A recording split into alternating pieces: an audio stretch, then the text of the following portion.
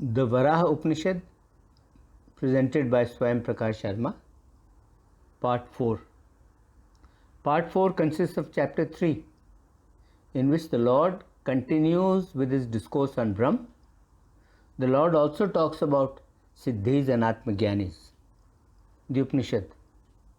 The Lord, in the form of the Varaha or the boar, said to Ribhu, Ribhu, the one principle cannot at any time become of very many forms. As I am partless, there is none other than me. Whatever is seen and whatever is heard is none other than Brahm. All that is seen and all that is heard, all that is only Brahm. I am that Brahm. I am that Brahm, which is the eternal, which is the immaculate, which is the free, which is the one undivided bliss, which is the non-dual, which is the truth, which is the wisdom, and which is the endless. I am of the nature of bliss. I am of undivided wisdom.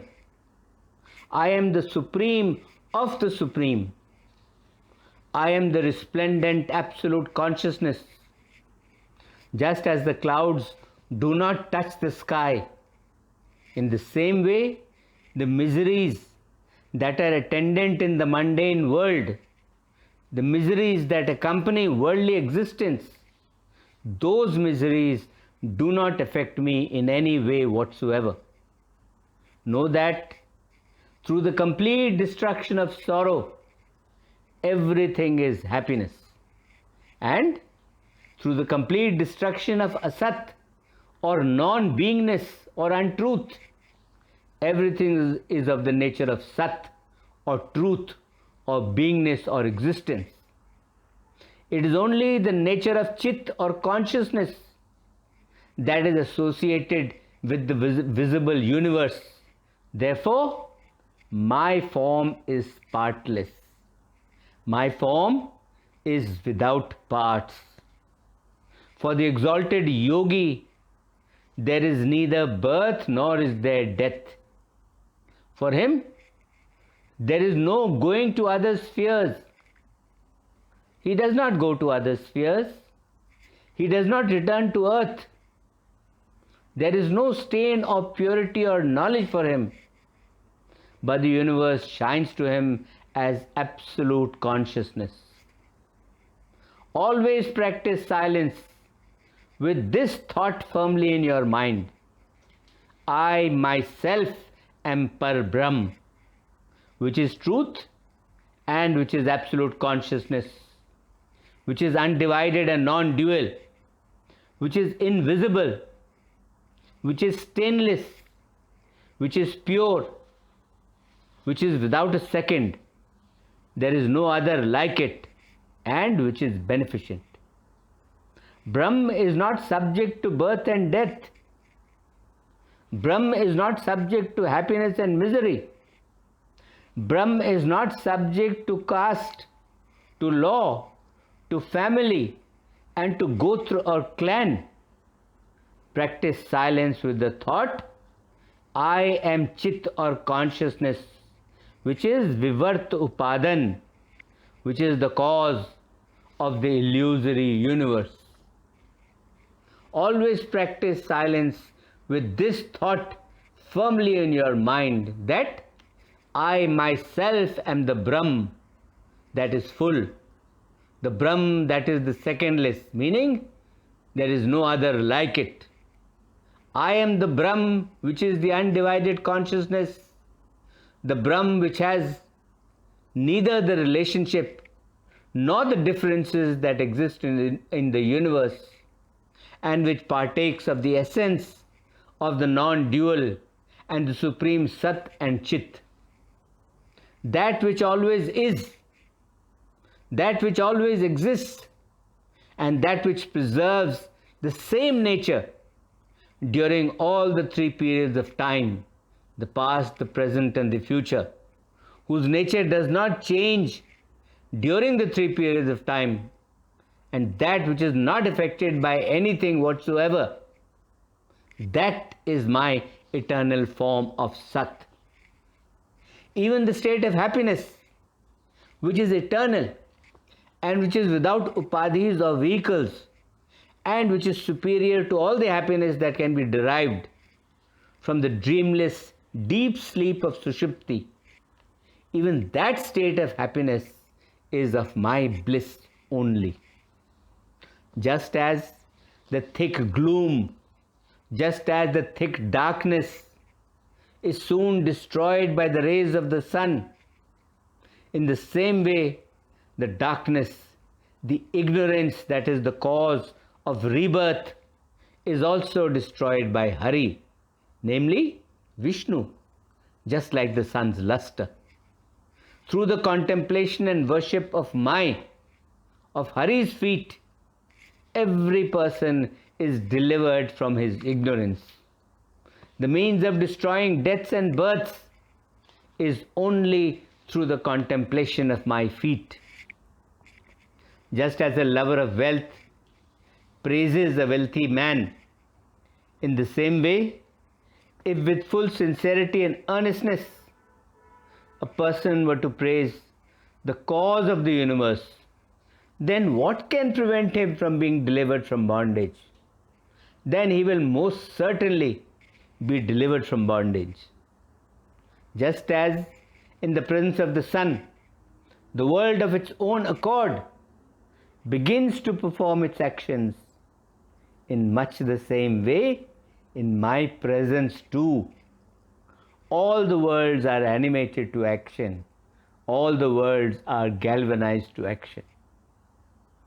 Just as the illusory conception of silver is falsely attributed to the mother of pearl, in the same way, this universe, which is composed of math, etc., is also falsely attributed to me through Maya.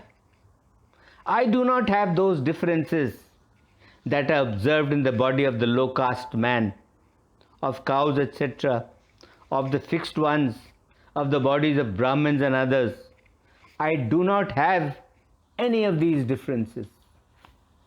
A person who has a misconception of the directions, even after he has been relieved of the misconception, he still continues to have misconceptions as before.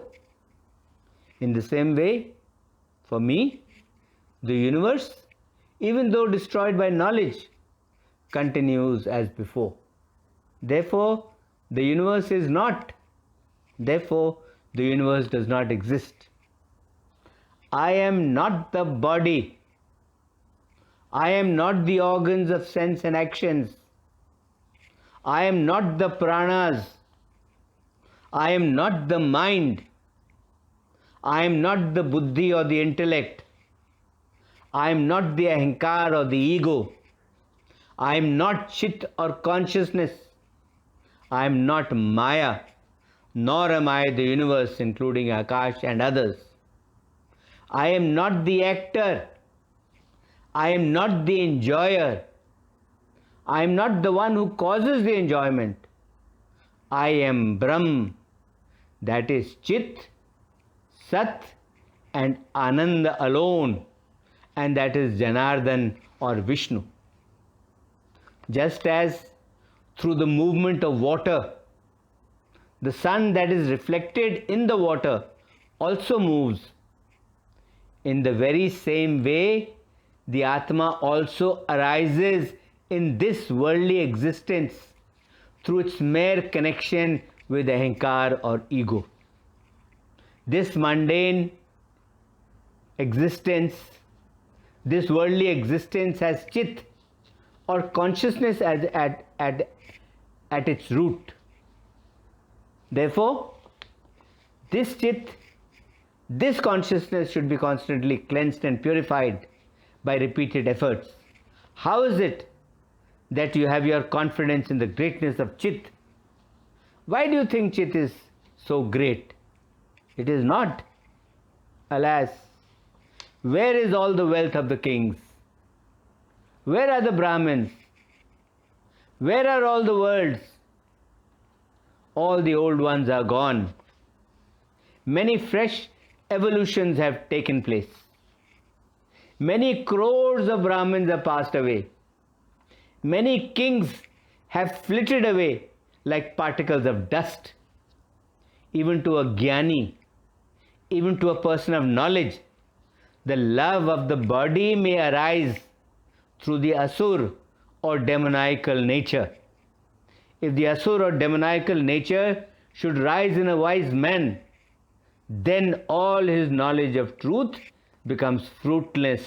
Then all his knowledge of truth becomes useless. Should rajas and others that are generated in us be burnt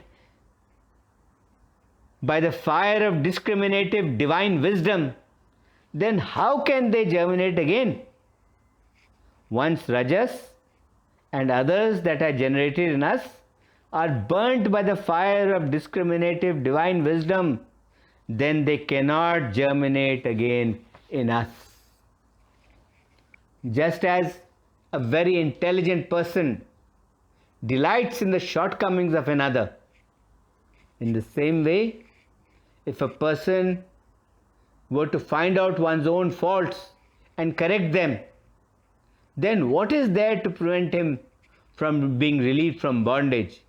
Then he will most certainly be relieved from bondage. Now I will tell you about Siddhis. O Lord of Munis, only a person who does not have atma gyan, only a person who does not have knowledge of the atma and who is not an emancipated person, only such a person longs for Siddhis, never an atma gyani. Such a one attains Siddhis through medicine or through wealth or through mantras or through religious works or through time and skill. In the eyes of an atma gyani, in the eyes of a knower of atma, these siddhis are of no importance whatsoever. One who has become an atma gyani, one who has his sight solely on the atma, and one who has, through his lower self, through his jivatma, who is content with his higher self or atma, he never follows the dictates of avidya.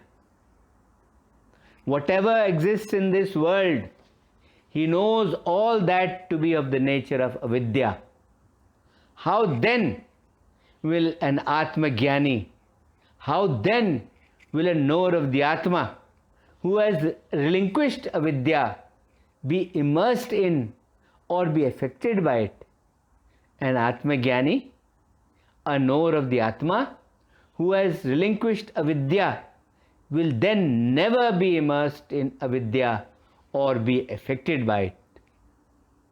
Though medicine, though mantras, though religious works, though time and skill, or mystical expressions, though all of these lead to the development of siddhis, yet they cannot in any way help a person to attain the seat of Paramatma.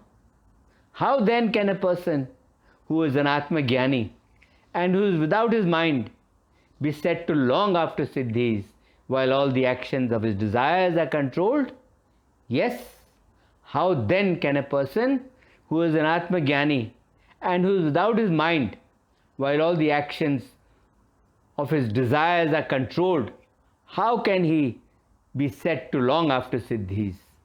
This concludes part 4 of the Varaha Upanishad, consisting of chapter 3. Om Shanti, Shanti, Shanti. Om.